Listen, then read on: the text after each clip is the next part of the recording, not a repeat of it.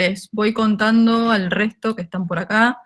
Les voy adelantando un poco de lo que va a hablar Cristina, que es licenciada en Ciencias Antropológicas de la Facultad de Filosofía y Letras de la UBA, doctora en Filosofía y Letras, bueno, orientación a Antropología, magíster en Administración Pública, docente de posgrado en distintas universidades. Fue directora de la maestría en Estudios Urbanos del Instituto del Conurbano y es investigadora independiente del CONICET con sede en la UNGS. Hoy va a estar hablando de condiciones de hábitat en asentamientos populares y aislamiento social preventivo. A ver, ahora sí, tiene ayuda, así que va a poder presentar. Sí. Menos mal. Sí. Qué bárbaro. Tremendo. Ahí está. ¿Se está viendo el PowerPoint? Sí. Está viendo. Sí. Bueno, buenas tardes, noches, y bueno, muchísimas gracias por la invitación. Voy a tratar de hacer una breve presentación. Pude escuchar una parte de lo anterior, pero bueno, es como una cuestión bastante distinta lo que iba a plantear. Quería un poco plantear como algunos ejes rápidos para pensar lo que está pasando en los asentamientos populares, llamados villas o de diferentes nombres, que además en este momento son uno de los focos principales de contagio del coronavirus, como todo el mundo sabe, y en particular las villas de la ciudad de Buenos Aires. Y un poco pensaba rápidamente en algunos ejes, una discusión que, bueno, no va a ser para responder, pero como para iniciar la cuestión, si entonces estamos hablando de un fracaso de los procesos de urbanización de villas en la ciudad de Buenos Aires, y junto con esto, en realidad, la necesidad de volver a poner en la agenda la cuestión del hábitat, con los efectos, digamos, positivos que implica pensar en inversión en hábitat, y después unos 3 ejes vinculados a los asentamientos que tienen que ver con población de riesgo, si el hábitat genera un riesgo y el riesgo ambiental en los asentamientos, para después tirar algunas cuestiones como para pensar este proceso. Respecto a la cuestión del fracaso de la urbanización de villas en la ciudad de Buenos Aires, bueno, primero también un poco poner en contexto de toda la ciudad de Buenos Aires, hay un fenómeno muy, muy particular, que es que la población de la ciudad de Buenos Aires está estancada desde 1947, alrededor de 3 millones de habitantes, 2.700.000, 2.900.000. Sin embargo, digamos, desde la década del 80, después de un proceso de erradicación compulsiva de la dictadura, el crecimiento de las villas es muy importante. Eran 50.000 en la década del 80, pasamos ahora a 170.000 los datos oficiales del 2010, pero muchos hablan de 250.000, 300.000 habitando en la ciudad. Este año veremos el censo, pero si vemos que hay 40.000 en la Villa de 31, 50.000 en la 1114, bueno, claramente esta cifra del 2010 está muy, muy por abajo, ¿no?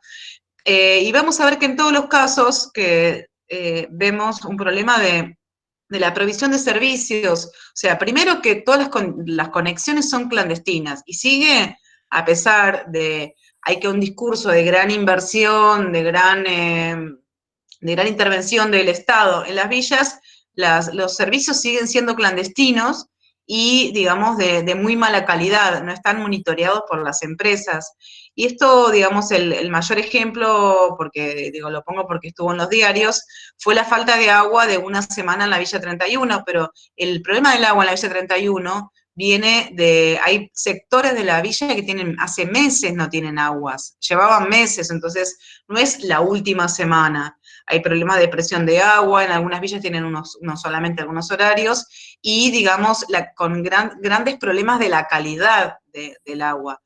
Lo mismo de electricidad, de la cloaca, todo el tiempo tienen que venir camiones Vactor para destapar las cloacas, y después vamos a ver un tema muy grave, también es el de comunicación.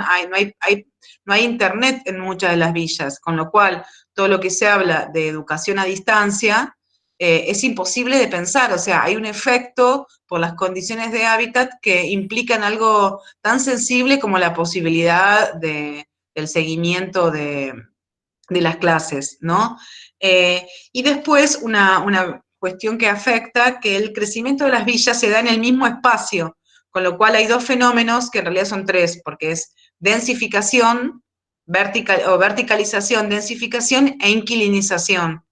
Ese es un fenómeno del cual, digamos, a pesar de lo que sucede, el gobierno no hay ninguna intervención respecto a la cuestión del alquiler en las villas, que es para mí uno de los temas más graves y que es el que explota respecto al coronavirus, porque el primer caso, la Villa 31, era una mujer que después contagió a sus padres y su madre murió, pero que compartía el baño con 13 personas, eran 4 familias y compartían un solo baño 13 personas. Baño que por lo general no tiene descarga de agua, o sea, no tiene un botón, sino que es con un balde, con lo cual implica mucho más difícil la higiene dentro del barrio, ¿no? Y entonces, igual, digamos, estamos pensando en las villas en particular, pero también vemos que en la ciudad en general crecen la proporción de inquilinos frente a los propietarios, y, digamos, hay una cuestión que todavía cuesta muchísimo poner en la agenda: ¿dónde se discute la ciudad?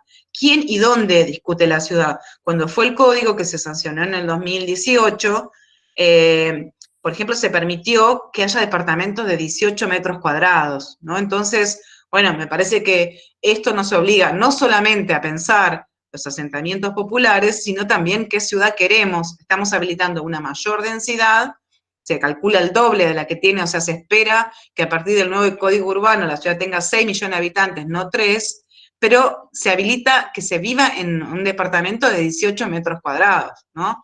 Me parece que esto nos genera una cuestión. Si ahora estamos pensando que en los comercios se habilita que una persona por 15 metros cuadrados para que entre, bueno, hay departamentos que se habilitan 18 metros cuadrados, ¿no? Y entonces me parece que tenemos que dar vuelta a todo nuestro paradigma y pensar que la intervención en hábitat, la inversión en hábitat, tiene un efecto multiplicador en salud, porque ahora vamos a ver incluso algunas de las cifras de las villas,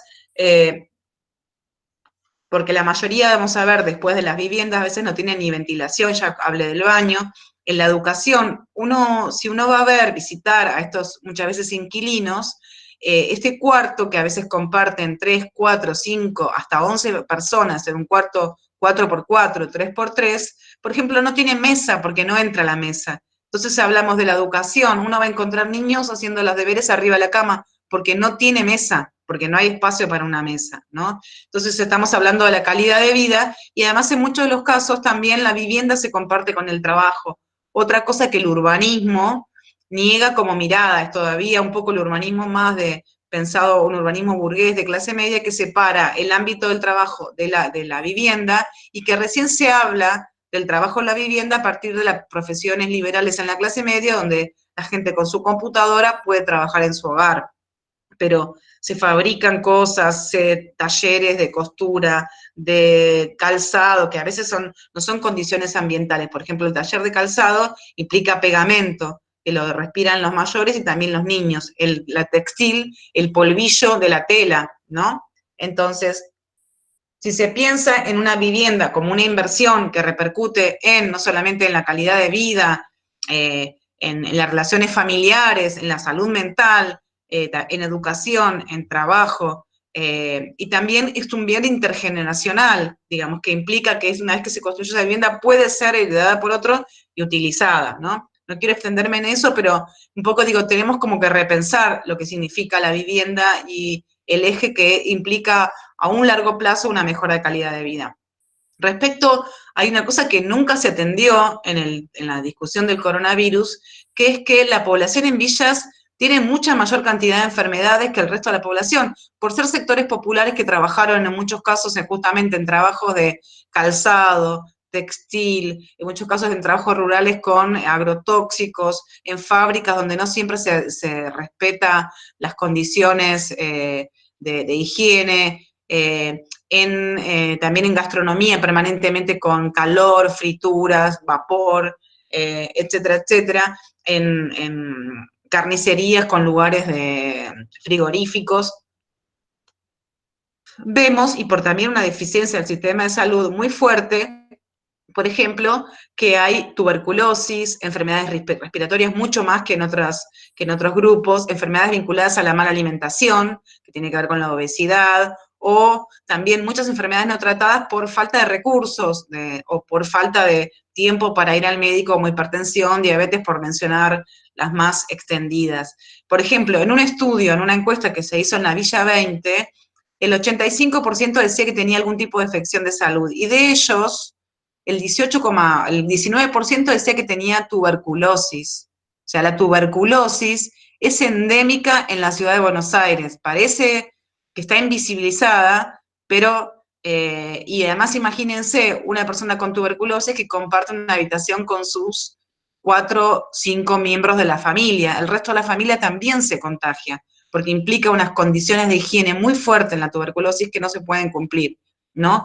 Había un estudio de Oxman sobre Chile que mostraban 2 barrios contiguos que había una diferencia de expectativa de vida de 20 años de edad. O sea, nosotros hablamos del promedio de expectativa de la Argentina, pero no es lo mismo en un sector social que en otro, ¿no?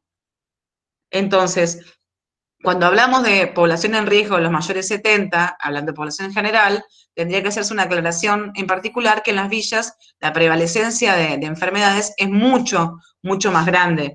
Inclusive, la injusticia respecto al coronavirus puede verse con el mapa del dengue. El mapa del dengue en la ciudad capital es casi el mapa del dengue de las villas, ¿no?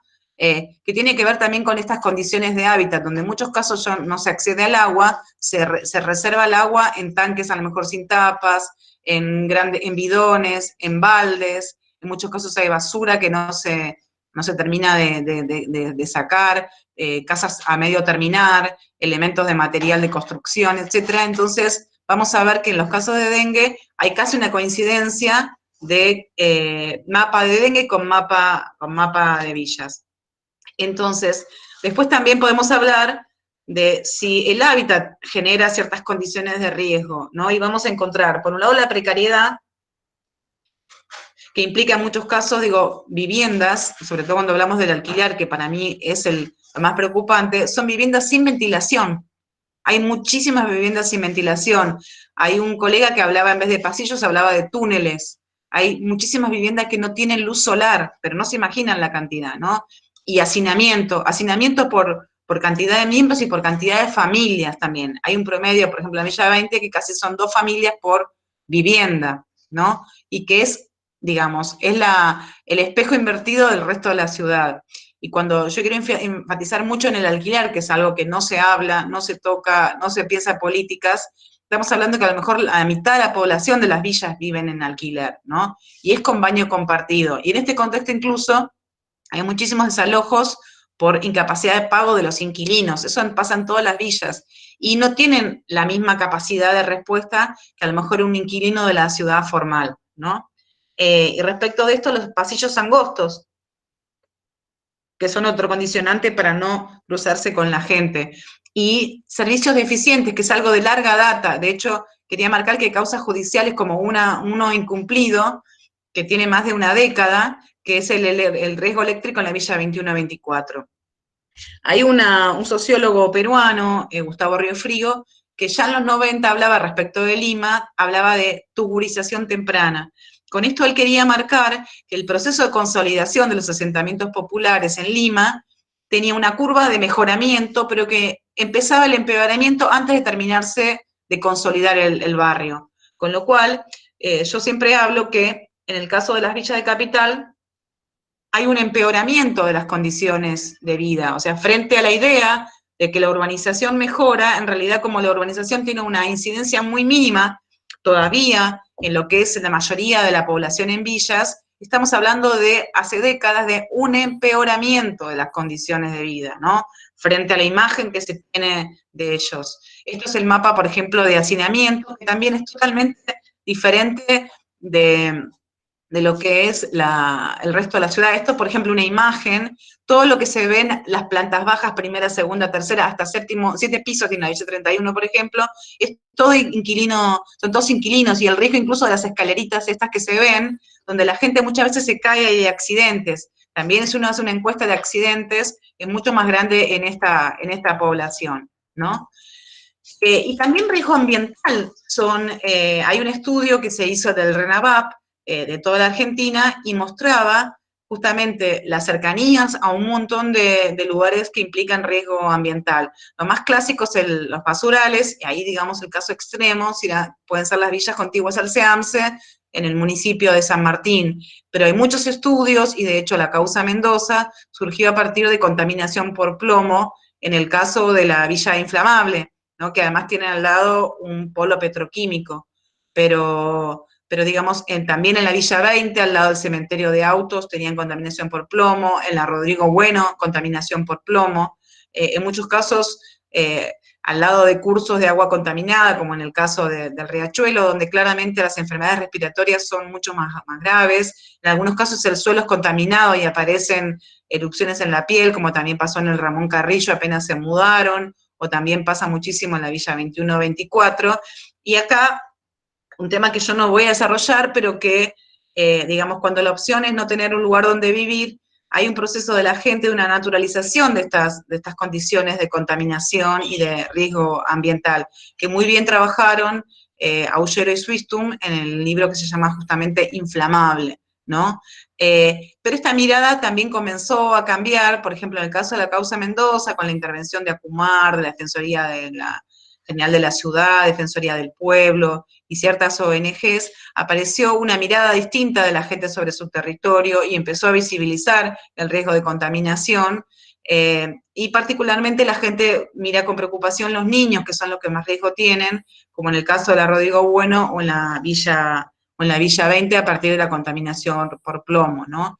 Entonces, bueno, ahí está todavía, digamos, esta idea del riesgo ambiental de los asentamientos populares quedó muy clara a partir de la causa Mendoza del 2008, que, digamos, sigue incumplida, en muchos casos hay pocas intervenciones en lo que fue, sobre todo la Villa 21-24, otras fueron relocalizadas, y, digamos, o sea, ya hay un conocimiento muy claro, si la Corte Suprema hace un fallo sobre el riesgo ambiental y con la particularidad de las villas, o sea, no es un tema que podamos desconocer.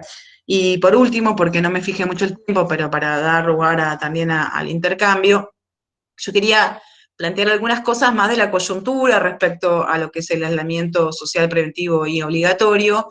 A veces se hablaba de que, bueno, hay que hacer un aislamiento, pero que en las villas era distinto, y entonces hablaban de un confinamiento comunitario, que no se sabía qué era. Cuando yo le preguntaba a algunos funcionarios, esto me decían que no era cierto, pero bueno, podía ser en realidad interpretado como que, bueno, que ellos no hagan confinamiento, porque no lo pueden hacer, y eso en realidad era como, bueno, que se arreglen como puedan, y las consecuencias son lo que se está viendo, ¿no? Era como una especie de autogestión de la cuarentena, que cada uno se arregle como pueda porque no la pueden cumplir. Y no se tomó ninguna medida específica respecto de esto, que en realidad debería ser al revés, agudizar todos los mecanismos de control y de higiene y demás en estos barrios, ¿no? Eso era lo que se debería haber respondido, o sea, si había una consideración de cuidados para toda la ciudad, esto debería multiplicarse por 10 en el caso de las villas de capital, ¿no? Y con algunas cuestiones que tienen que ver con discusiones del derecho a la ciudad y el derecho a la salud, que es que en muchos casos no ingresan ambulancias por un destrato, por cuestiones de seguridad. Las ambulancias entran solamente cuando entra con la policía, hay 20.000 millones de denuncias de que las ambulancias no entran cuando los llaman, y una discusión en particular que también se dio, y ahí con la ayuda a veces de la iglesia, de la buena voluntad, de que eran como lugares de confinamiento para aislados, bueno, sacar a los ancianos, perdón, sacar a los ancianos de los barrios y ponerlos todos en una capilla o en algún lado, que era, para mí digo, no tenía ningún tipo de consideración respecto de la salud, que era juntar todos los viejos, casi como si fuera un geriátrico, pero además ni siquiera con las condiciones de un geriátrico, era mucho peor, porque era una capilla donde dormían todos juntos, o donde dormirían todos juntos, con un baño o pocos baños, ¿no? Y ahí también a veces la discusión, que es que también poner todo el foco en esto y pensar que las villas no son barrios aislados, que tienen contacto, la gente va a trabajar a otros lugares de la ciudad, qué tipos de trabajo. En muchos casos ya había alertas en Brasil que las empleadas domésticas llevaron el coronavirus de los sectores más altos a los barrios más pobres, y de hecho Rosiña tiene más cantidad de muertos que 860 ciudades, a lo mejor más pequeñas, de Brasil. Alguien hizo ese ejercicio, y bueno, con lo cual estamos viendo que van a ser las víctimas de esto que está sucediendo. Organizar la atención también con redes de comunicación, hay gran confusión respecto de esto, hay que frenar cierta discriminación o miedo de quien señalado por esto, hay también a veces culpabilización entre los mismos vecinos, culpabilización por parte del resto de la ciudad de que, bueno, no se cuidan en la villa, y bueno, como que se joroben si se enferman.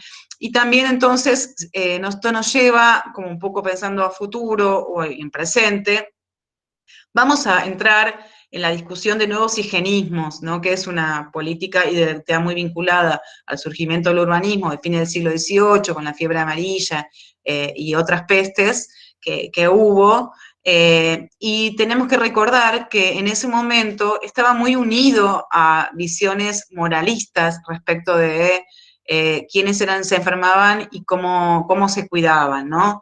El higienismo estuvo muy vinculado a una connotación moral, y el miedo a este nuevo higienismo tenga de vuelta esta connotación moral de personas culpables, personas que no cumplen con ciertas pautas, un cierto relativismo cultural peligroso, de que estos, bueno, son así, tienen que vivir así, y como el riesgo a la contaminación social, porque se da como una especie de paradoja.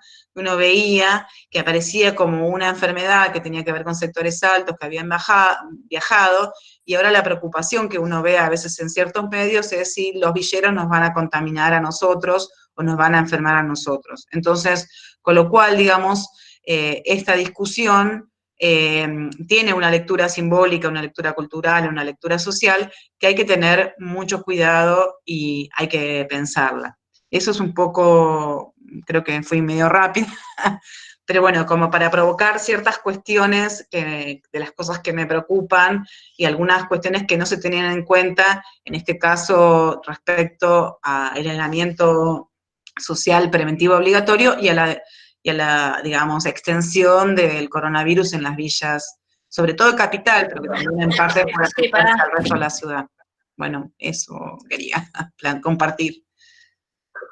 Buenísimo, Cristina, muchas gracias por compartir con nosotros. Creo que trajiste a la discusión, a las charlas, algunos puntos que son, bueno, obviamente muy importantes, y que además están preguntándose muchos de los que calculo que están acá hoy. Esencialmente el tema de la salud ambiental, a mí me parece un tema esencial. Mencionaste, por ejemplo, el tema de lo que es, bueno, de algunos ejemplos, por ejemplo, en lo que es el Riachuelo, la causa Mendoza, ¿no? Donde uno, en ese contexto de social, socioambiental, socioeconómico, digamos, las tres patas juntas, si en este contexto es peor que la gente esté en su casa que no esté, ¿no? Es como sabiendo, entendiendo un poco qué es lo que les espera cuando están allá, que es una cuestión fundamental, ¿no? Sabiendo todo esto que vos mencionabas, los problemas de salud ambiental que tienen en sus propias casas, y cómo ahora el problema está agudizado justamente por el hecho de permanecer ahí. Esa es una primera cosa que se me vino a mí a la cuestión sobre todo lo que hablaste. No sé si alguien quiere hacerle alguna pregunta en particular. Sí, yo. Víctor. Quería algo siempre primero, porque después hoy me tengo que ir, y aparte hay que romper el hielo. Muchas gracias, María Cristina, muchas gracias. Lo que quería decirte es que acabas de firmar un acta de función del sistema FONAVI. No, el FONAVI, digamos, hace rato que no existe y no se aplica, digamos, los procesos de urbanización de villas no aplicaron el FONAVI, o sea, son procesos digamos, que en algún caso las viviendas nuevas tenían que ver con la apertura de las nuevas calles para ensanchar los pasillos, y no hay una política. En realidad, lo que quiero desnudar es que la política de urbanización de villas no tiene una política de vivienda a fondo. En algunos barrios un poco más, en otros un poco menos, digamos, pero si uno ve las generalidades, no fue una política de vivienda, ¿no? Ese es el gran tema que uno podría hablar. Yo creo que la vivienda amplia digamos, yo creo que hay una vuelta, al revés, una vuelta a la necesidad del higienismo, que muchas de esas viviendas se pensaba en la aislación, la luz, el tamaño, la cantidad de personas por cuarto, tenían esa discusión que se borró del mapa. Creo que en todo caso el FONAVI tenía muchos fracasos y cosas interesantes, pero tenía esa discusión sobre la calidad del hábitat y la calidad de vivienda, que es lo que hay que volver y que está perdido. Sí, y la ausencia de la política de vivienda, ¿no es cierto? Sí. Sobre todo los procesos de urbanización de villas, ¿no? De los que se vio en Capital, digamos, ahí fue bastante distinto el de Federal de Villas, que fue en el conurbano, que era una política de vivienda, ¿no? Última pregunta. ¿Vos crees que la urbanización de las villas es una solución? Sí, creo que la única solución posible. El problema es cómo. El problema es cómo, porque en algunos casos, digamos, hay experiencias que implican, hay un problema que no se está abordando, que es el problema de la densidad, digamos, el espacio que tienen las villas son suficientes para albergar a toda esta población. Bueno, en algunos casos debería extenderse a nuevos predios, lo que se llama esponjamiento, que es bajar la densidad, ¿no? Y sobre todo atender a la cuestión del hacinamiento y el tema del alquiler, el alquiler fue lo que empeoró, pero años luz, estamos mucho peor que los conventillos del siglo XIX, que eran considerados insalubres, son como equivalentes a eso, ¿no? Muchas gracias. Sí. ¿Puedo hacer una pregunta? Tengo una pregunta. Tengo una pregunta. Sí, no sé quién modera para el... Sí, no sé quién está hablando. ¿Martín? Martín, sí. No, tengo una pregunta sobre el análisis de los problemas, que es la identificación, el alquiler, la construcción en alturas, digamos, totalmente informal, pero cualquier medida para tratar de reducir estos males en una situación que ya está mal, implica la necesidad de acomodar la misma población en otro lugar. No podemos reducir la densificación, abrir para ambulancias, mejorar el acceso en los pasillos, reducir la altura sin tener más espacio. Y justo muchos problemas de las villas son la densificación en un espacio limitado.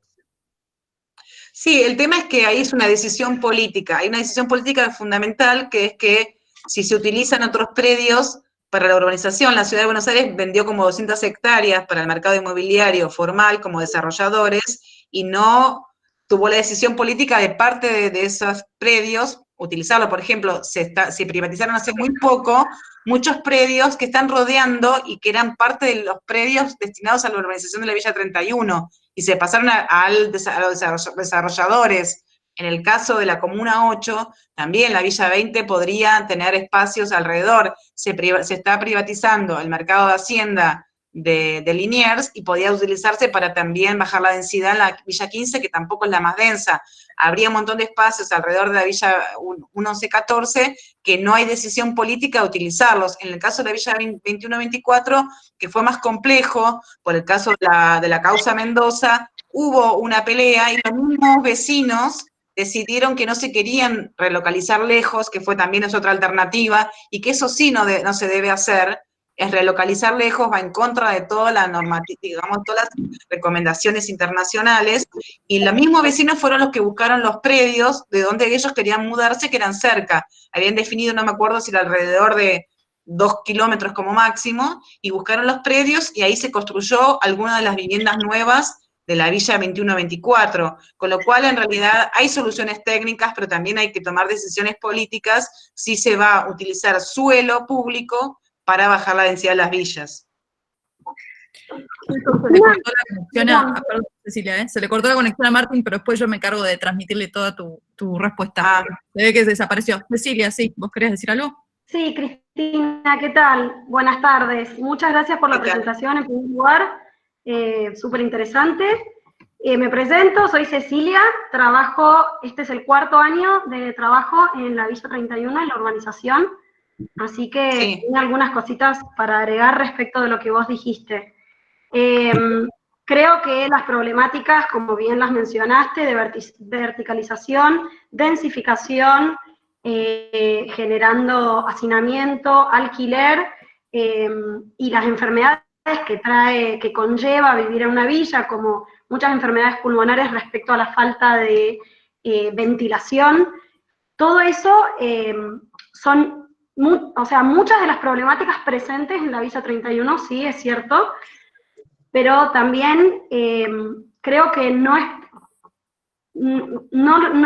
creo que sea correcto llamar fracaso, siguiendo la línea que dijo Martín, a la urbanización de la Villa 31, ya que, como dijo Martín, cuando hay problemáticas, siempre intentar, como dijo Martín, estos tipos de problemáticas, siempre hay que intentar acomodarlas. En el caso de la Villa 31, yo particularmente trabajo en la dirección de vivienda. Aviso igual de antemano que no tengo ninguna camiseta política puesta, lo hago por el amor a la profesión. Y respecto a la vivienda, nosotros tenemos diferentes programas de vivienda dentro de la Secretaría que urbaniza la Villa 31, y en todos los programas está la búsqueda, obviamente, de la buena circulación, ventilación, darles condiciones de habitabilidad mínimas, como son cocinas, baños, a cada una de las unidades funcionales, así las definimos dentro de cada una de los edificios de la Villa 31, que no serían edificios, para nosotros son parcelas, los tomamos como parcelarios, y como se ha visto en un montón de estudios, la Secretaría lo que hace, y vos bien dijiste recién, a los vecinos cuando se los mueve a otro espacio, a otras viviendas, en otro lugar de la ciudad, ellos vuelven a su lugar de la ciudad porque se sienten parte y tienen un sentimiento de pertenencia, así como uno tiene el sentimiento de pertenencia a donde vive, ellos también. Entonces, la Secretaría, en este momento, lo que ha hecho para las viviendas que estaban en emergencia habitacional, que no tenían posibilidad de mejora, se las reubicó dentro del barrio con viviendas nuevas. De hecho, si pasan por la autopista, se pueden ver un montón de viviendas nuevas, que son para las personas que viven bajo autopista, que bajo autopista es imposible vivir, y para aquellas personas que se encuentran en emergencia habitacional, donde su vivienda es imposible mejorar con condiciones de habitabilidad. Eso por un lado. Por otro lado, también tiene un sistema de reacomodamiento dentro del barrio, en donde por ahí hay un vecino que deja una de las viviendas, la Secretaría utiliza esa vivienda que, por ejemplo, está en emergencia habitacional y hay que tirarla abajo porque tiene peligro de derrumbe, se tira abajo, ahí se ubica una vivienda nueva y se reubica a alguien del barrio que se encuentra en emergencia habitacional en una vivienda nueva dentro del mismo barrio, para que justamente no pierda sus vecinos, su sentimiento de pertenencia, su familia y todo lo que puede tener cualquiera de nosotros dentro del lugar donde vivimos, su trabajo incluso. Y después, por último, creo que este es el 5º año de gestión, y creo que urbanizar una villa de más de 40.000 habitantes en 5 años es muy difícil. Hoy en día se han generado innumerables espacios verdes, fuentes de trabajo, se han generado lugares de seguridad, policías, centros de salud, lugares de, el polo educativo Marielena Walsh es el polo educativo gratuito más grande de día. Creo que hay un montón por hacer todavía, pero creo que en la Villa 31 en particular se han buscado soluciones a muchísimas de las problemáticas que estaban presentes. Por supuesto que no se han mejorado todas. El caso del agua y la problemática del agua con AISA hace 2 semanas, o bueno, la semana pasada, ya en estos días de cuarentena, sí, fue una problemática muy importante, y es cierto que hay partes de la villa en donde todavía no tienen acceso al agua, se está trabajando en eso, y creo que siempre que se esté trabajando en pos a mejorar las problemáticas, creo que todavía no se lo puede llamar fracaso. Eso desde mi lugar. Y después, respecto a vivienda, hay un montón de programas de vivienda, bueno, particularmente 4, que mejoran las viviendas desde el exterior, desde el interior, tomando la totalidad de la manzana, donde incorporan al vecino a mejorar su propia vivienda y lo incluyen en el mejoramiento.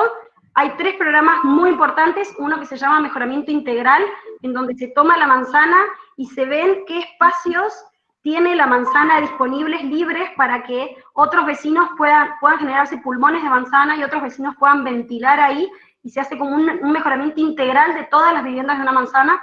El segundo programa se llama mejoramiento de exteriores, donde cada edificio se intenta mejorar el envolvente. Ay, por favor. Y que no tenga agua. Eso es como el principal objetivo de mejoramiento de exterior, junto con las escaleras, que las escaleras dentro del barrio es considerado una epidemia, la muerte por escaleras dentro del barrio. Y el programa, que es complementario al de exteriores, se llama Manos a la Obra, en donde los vecinos se les entrega materiales para que ellos mismos puedan mejorar su vivienda por adentro. Aún así, en todos los programas se garantiza que el vecino tenga las condiciones de habitabilidad mínimas y que se quede su vivienda en condiciones de habitabilidad mínimas, sea por el programa integral, que soluciona la totalidad de la vivienda, o con el programa de exteriores y el de interior con Manos a la Obra, donde se soluciona la totalidad de su vivienda. Pero lo que se busca es que ellos tengan las condiciones de habitabilidad mínimas, todos. Esto quería agregarlo porque me parecía importante. Y nada, desde luego, muchísimas gracias por la presentación, fue espectacular. Y lo último que tengo para decir, adentro de la Villa 31, el año pasado se sancionó una ley, que es la ley 6.129, donde se sacó una ley justamente para, dentro del polígono de la Villa 31, se consideraron posibilidades de FOT y FOS, porque la villa está muy concentrada en alguna parte, con un montón de verticalización, como en alguna parte puntual, y en otras partes, cuando vos te vas adentrando a la villa, las calles son mucho más amplias, las casas son bajas, y tienen posibilidad de crecimiento y de bajar ese nivel de hacinamiento que tienen. Entonces esta ley que salió justamente es para que los vecinos, para que los vecinos pudieran saber quiénes son los que pueden crecer en altura, quiénes ya no pueden continuar creciendo en altura, pero también para permitir, por ejemplo, el cambio de escaleras caracol por escaleras caracol que tengan las medidas mínimas para que dejen de ser tan peligrosas, aún sabiendo que las escaleras caracol dentro de Buenos Aires no están permitidas. En el barrio se permitieron justamente porque si no, cancelaban un montón de viviendas dentro del barrio que no podrían tener accesibilidad a los vecinos. Pero bueno, eso para completar, la ley 6.129. Muchas gracias, Cecilia, por tu aporte sobre... Sí, ahí, Gabriel, te estoy por dar la palabra a vos, que vi que también preguntaste en el chat. Gracias por tu experiencia desde el trabajo en la Villa 31. Sí, perdón, Gabriel, dices. Gabriel, me presento. Yo desde el 2001 trabajé bastante en particular en la Villa 21-24. Ahora hace un tiempo que no, pero conozco un poco también la situación de la 31 y te quería preguntar, María Cristina, ¿cómo ves, dada la urgencia, digamos, ¿no? Porque una cuestión es todo el tema de para más adelante, los distintos criterios en cuanto a la urbanización, lo que pude escuchar porque entré tarde, pero ahora hay una emergencia y todo está dado vuelta. Y yo conozco que ya hace cerca de 20 días o un mes se formó un comité de crisis de las organizaciones sociales, los más de 60 merenderos, la iglesia, y creo que todos los sectores políticos o no políticos. Y hoy escuché en la conferencia de prensa de Quirós y demás funcionarios del gobierno, que por primera vez escuché que mencionaron que le preguntaban cómo entrar los periodistas, cómo hacían para poder entrar para los testeos y demás, y plantearon que entraban a través de las organizaciones sociales.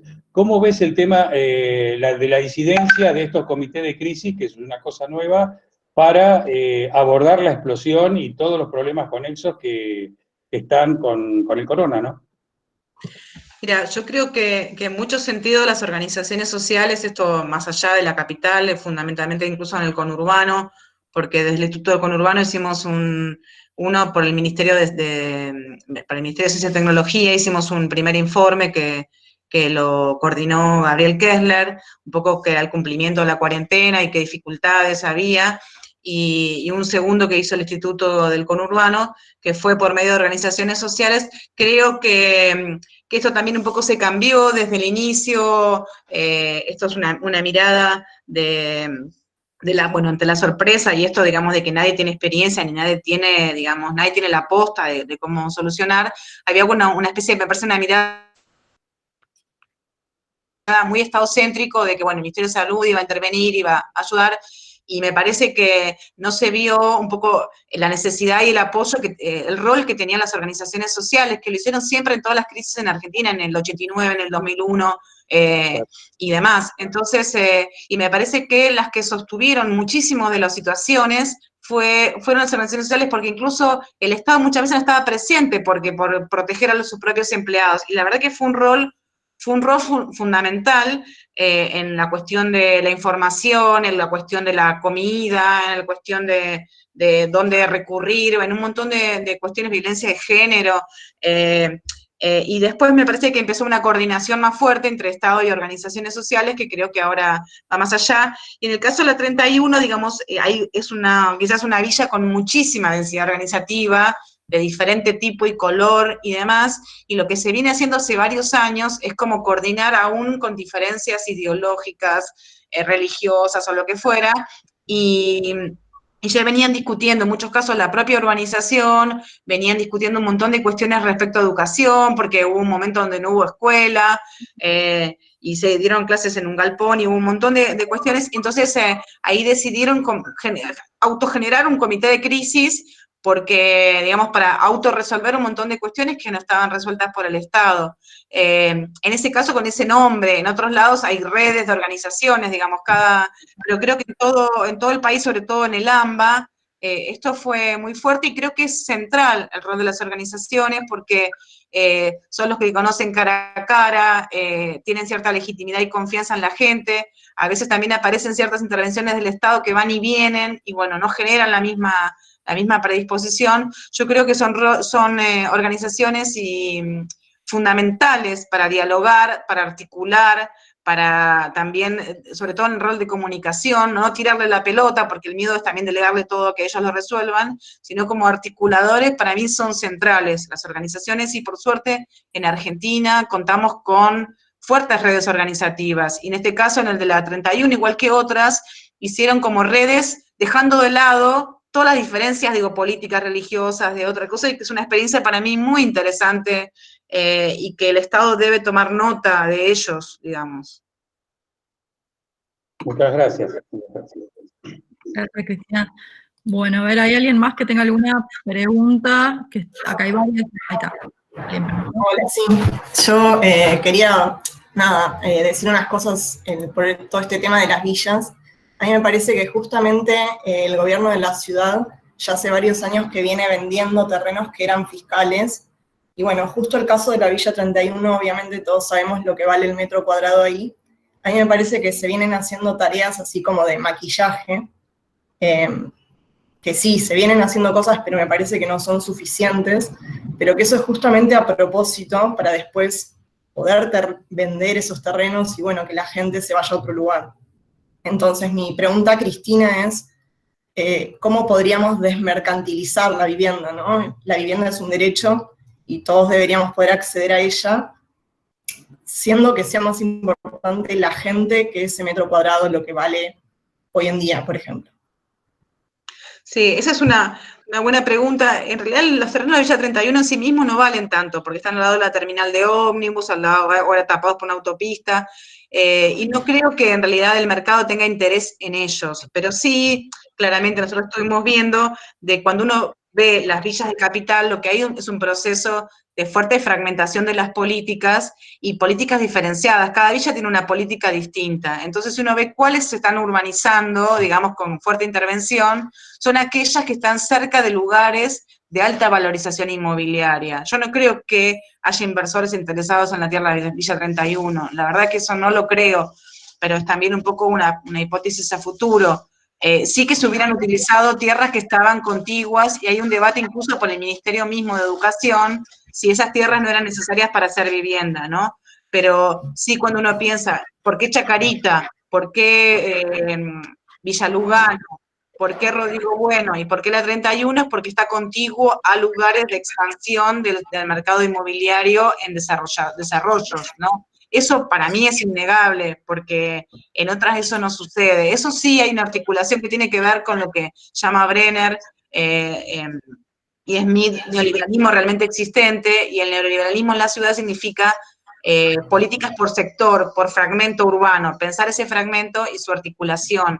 Entonces, acá sería, por eso hay que mirar siempre, yo insisto, las villas en relación a la ciudad, nunca las villas en sí mismas, sino qué articulación tienen con el resto de la ciudad. Y uno piensa en una ciudad que tiene que ver más con los paradigmas neoliberales internacionales de marketing urbano y demás. También el embellecimiento de las villas es parte del marketing urbano. Esto en Buenos Aires, pero también en Medellín, en Río de Janeiro, tiene que ver también con un paradigma más del urbanismo, que lo que se llama a veces urbanismo social, pero tiene que ver con imágenes de marketing. En el caso de Medellín, que fueron los que más acuñaron, tenía que ver con cambiar la imagen de Medellín como lugar del cartel de Medellín y Pablo Escobar. Entonces, es una inversión que reditúa en toda la ciudad, pero los lugares que se eligen no son ingenuos, no tienen que ver con esto, ¿no? Y creo que hay que tener un debate, y creo que en la Ciudad de Buenos Aires urge el debate cuando vemos que crecen los inquilinos en relación a los propietarios, que es cada vez más difícil acceder a la vivienda. Y incluso hay una discusión del código que es muy interesante, que se piensa que duplicando la oferta de departamentos, porque se duplica la densidad, va a bajar el precio del departamento, de la vivienda. Y es todo lo contrario, jamás va a bajar, eso hay muchos estudios que lo demuestran, que no es porque haya 3 millones más de espacio, posibilidad de 3 millones de habitantes, la ciudad va a bajar, porque al contrario, digamos, hay una generación de una densidad de ciudad que hace todavía que sea más caro. Eso también es el paradigma a discutir, ¿no? El código lo planteaba, digamos. Se pensaba que habiendo más oferta de vivienda, es un caso raro el tema de la ciudad y la vivienda. No necesariamente más oferta de vivienda significa que bajen los precios. Muchas gracias por la respuesta. María Cristina, sí, yo coincido en parte, creo que hay también todo un tema sobre el mundo que va atendiendo y la urbanización que va atendiendo también hacia la mixtura de diferentes tipos de vivienda y tipo de usuarios en los barrios para evitar un poco la gentrificación. Habría que ver cuál es el rol o qué posición está tomando nuestra ciudad, nuestro entorno, país, en estos aspectos. Bueno, no sé si alguien más, voy a leer una pregunta del chat. A ver, acá hay alguien que pregunta, por ejemplo, ¿cuál crees que podría ser el incentivo político necesario para tomar medidas que mejoren las condiciones de alquileres y hacinamiento?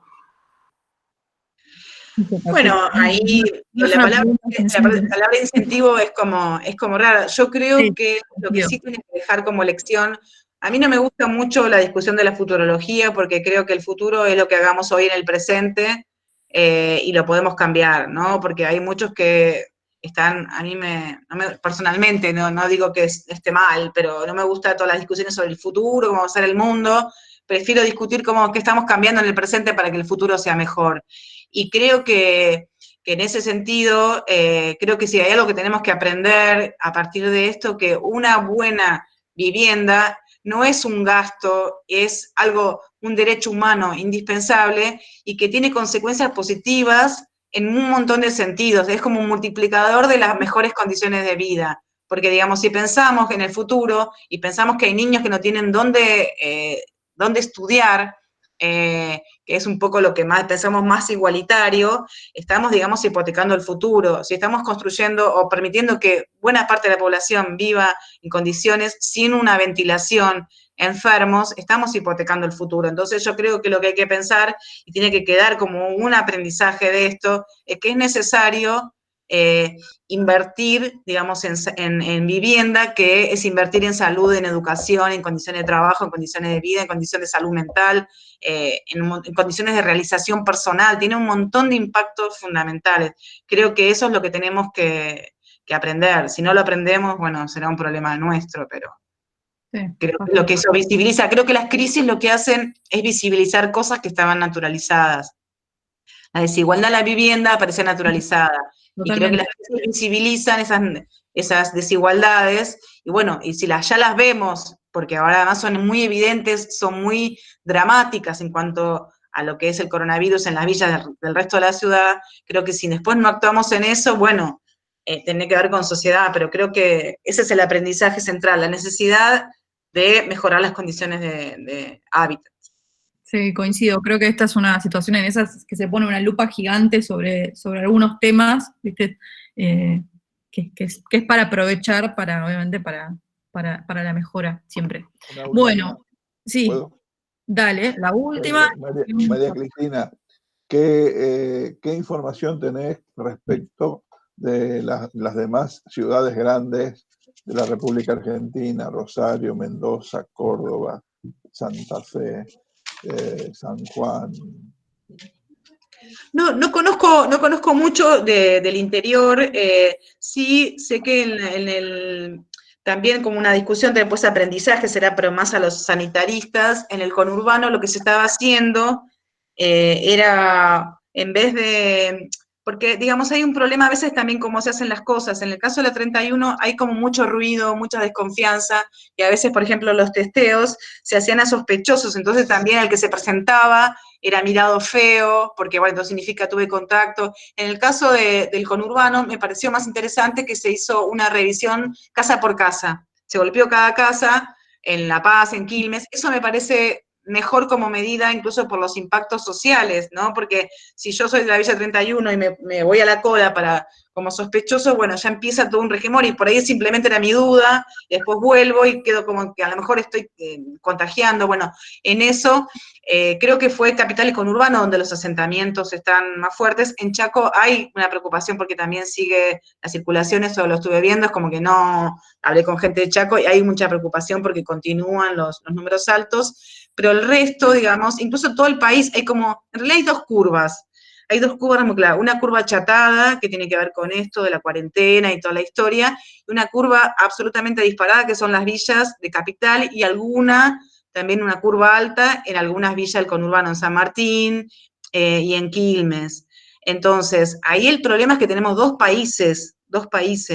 Chaco por ahí está intermedio, digamos, no está tan achatada, pero el resto es como que, al contrario, hubo muchos casos que tenían casos y tienen semanas sin ningún nuevo. Entonces, con lo cual, hubo, digamos, una posibilidad de control por muchos mecanismos que por ahí no conozco, pero en realidad la preocupación es que tenemos lo que muestra además, la curva, nos muestra los dos países, ¿no? Una Argentina y las villas de la capital, digamos, ¿no? Eso me parece que nos tiene también que decir algo, ¿no? Yo creo que nos tiene que llamar a la reflexión, ¿no?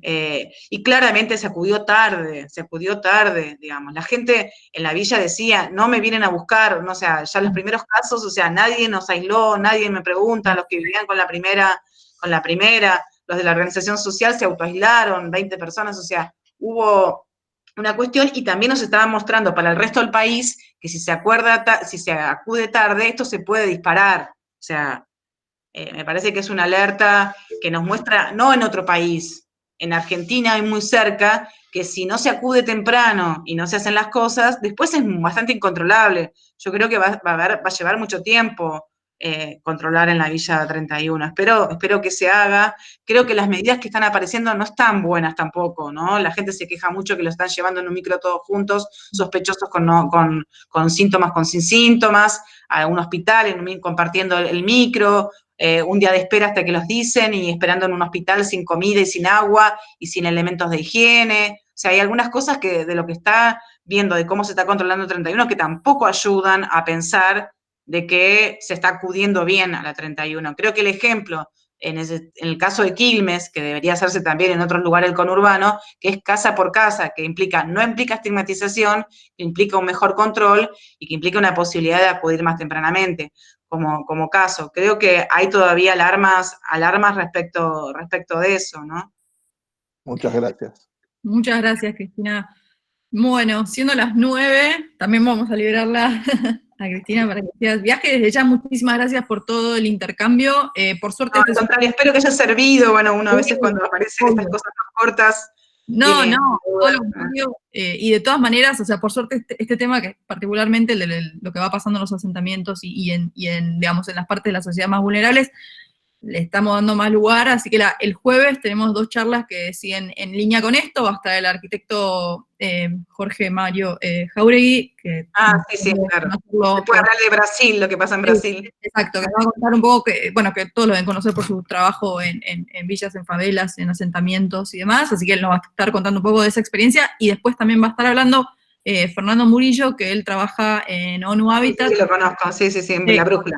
Con todo el tema de refugiados y demás, así que nos va a estar contando qué está pasando con ese panorama ahora, siempre en relación al ambiente, salud ambiental y demás. Así que, bueno, nos estamos encontrando el jueves. Gracias a todos por venir y por participar, y cualquier duda que tengan, si hay algo que les va surgiendo, siempre nos pueden escribir al mail, y después vamos a estar subiendo todo esto próximamente online, así que si alguien se lo perdió, puede volver a ver, o si quiere volverlo a ver, también pueden. Así que nada. Bueno, muchísimas gracias, muy agradecida. Gracias a vos, Cristina, después hablamos. Hasta luego. Chao, chao. Gracias, chao. Gracias a todos. Gracias. Chao, chao.